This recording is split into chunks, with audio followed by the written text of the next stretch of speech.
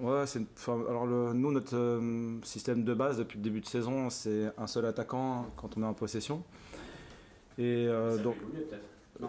Enfin, ouais, c'est possible. Alors, peut-être pas au démarrage des matchs, parce que justement, quand on veut construire une culture partagée, si on change de système tout le temps, ben on crée chez nous, on se crée nous-mêmes de l'instabilité.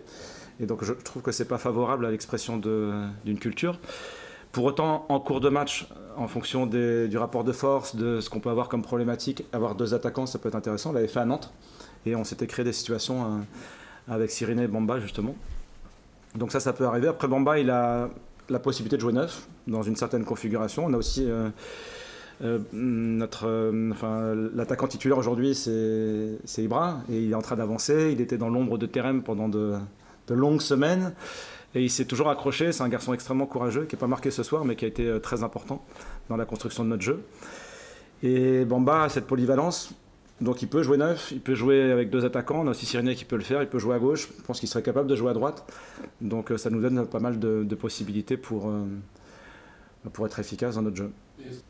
Bon, Ibra, il a cette qualité de pouvoir toucher des ballons de haut jeu, et de ensuite pouvoir remiser et enchaîner.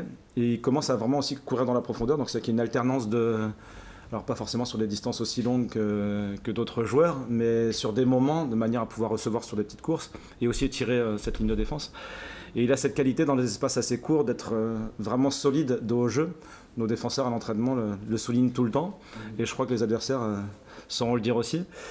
Donc deux profils différents, mais du coup complémentaires, et ça donne des possibilités en fonction du match, en fonction de l'évolution aussi du scénario, d'utiliser l'un ou l'autre.